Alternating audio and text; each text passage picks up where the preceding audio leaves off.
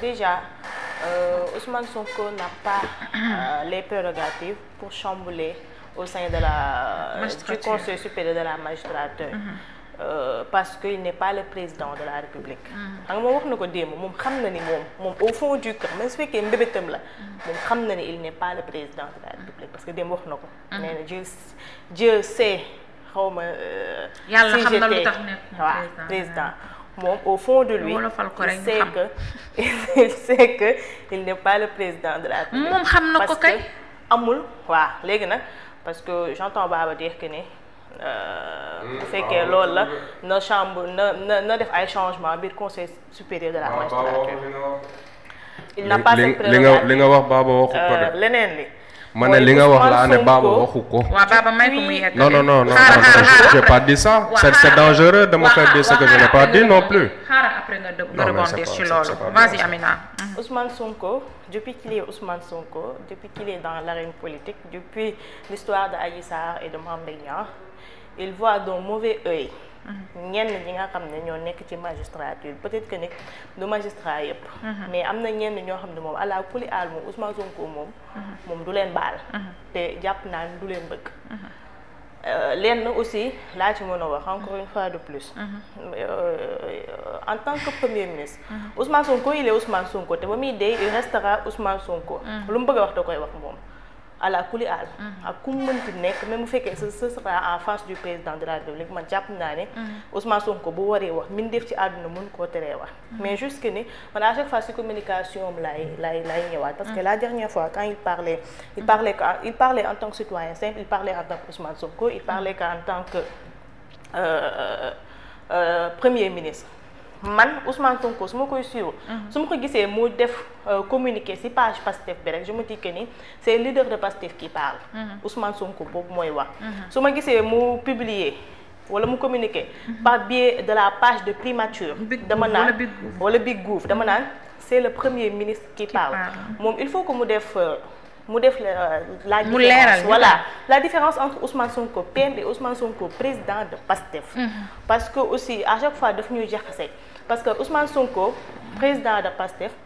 mën nañ ko may ba tey muy joxoñ baaraamu tuuma ñi nga xam ne ñooy magistrat yi parce que moom jàpp na peut-être tey jii bu ko yàlla deful voilà bu ko yàlla deful président peut-être ci loxo ñooñu la ko jaarale tey ba tax nekkul président de la République du Sénégal mais Ousmane Sonko en tant que premier ministre doit donner un bon image bi nga xam ne wala une bonne image bi nga xam ne warul nekk di xarab ñi nga xam ne ñooy ñoo magistrat wala di leen xas wala di leen tuutal ci kanamu sénégalais yépp parce que tey jii Ousmane Sonko bu ko defee en tant que premier ministre mais citoyen lambda bu ko defee danaa si premier ministre laa gisee du tee ñu jàppale de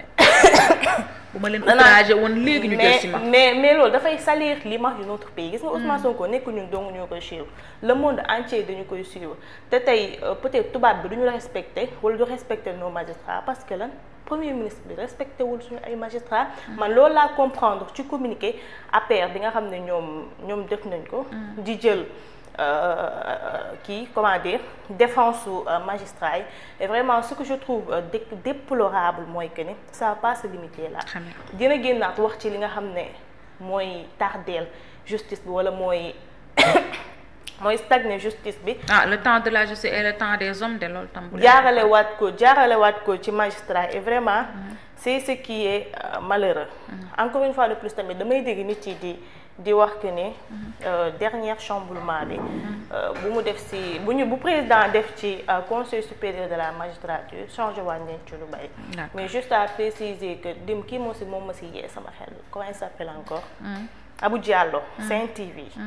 a rappelé que ni chamboulement bi lu ci bari ci côté PJF la ñu ko defaree la ñu dindee la ñu changé magistrat yi nekkoon foofu noonu côté PJF mais amoon nañu opportunité tamit changé lépp de loolu moom amoon nañu opportunité. waaw mais ils ont préféré se tourner au niveau de la du PJF pour pouvoir changer ces magistrats là. Cela veut dire que les autres ils font peut-être un bon travail. Donc quand aujourd'hui le premier ministre nous dit que ce sont les mêmes magistrats. moo tax je rejoins Thiel quand il dit gàcce ngaalaama à nos magistrats. parce que yaakaar naa il faut xaaral Baba réagir Baba s'il te plaît 30 secondes waaw. oui nañuy éviter benn affaire ci direct lañ nekk. man la ma wax maa ko wax bul jarul paraphraser jarul interpréter te ci ère digital lañ ne nit ñi dañuy dagg di dugal ku dagg sa passage bi nga ne Baba nee na nangam yem ci kooku kat dana xeeb Baba alors que Baba waxut li nga wax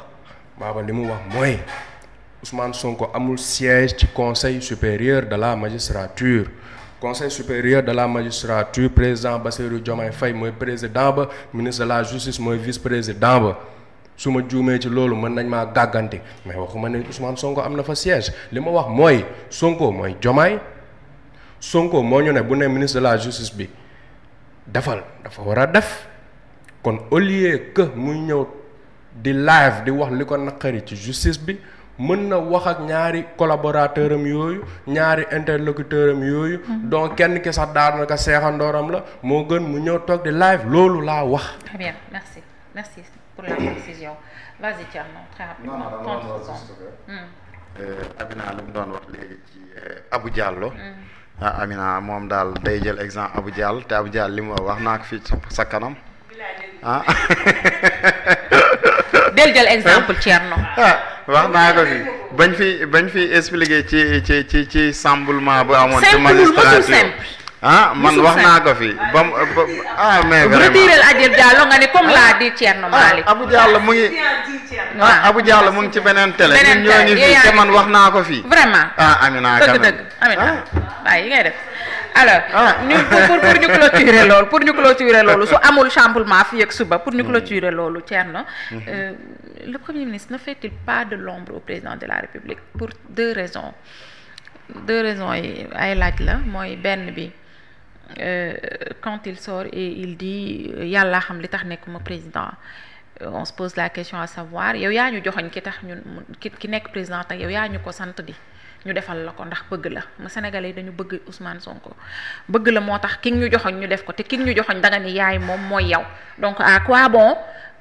yàlla xam li tax nekkuma président beneen bi ci topp comment est-ce que nga nekk fi 15 mois kese tu aspires aux élections de 2029 alors que le pays est au sous ñaata sol quatrième sous-sol beneen bi topp mooy Cheikh Diba neer gaal gi dafa bëtt fu ne gaal gu bëtt fu nekk nag comme laa di kii toogoon fii démb bëgg déformer samay wax naan ma ay Cheikh Diba waxul loolu gaal gu bëtt fu ne boo ko tegee ci ndox mu muy def day di loolu mooy Sénégal instant bi ñu ngi ci guuta goo xamante ne tey jii lu yàlla xam doy na alors aujourd'hui ci Thierno Malick yooyu est-ce que c'est pas faire un peu d'ombre au président de la République quand même ci koo xamante ni monsieur le Premier ministre yow yaa ni woon joxoñ naa leen diw te ba nga ñu joxoñee diw dañu koo topp wax dëgg yàlla comme ni ñu ko bëggee ba nga ñu ne assemblée lii laa fa bëgg ñu jox la 160 députés kon aujourd'hui ne serait-il pas bon de accentuer doolee mag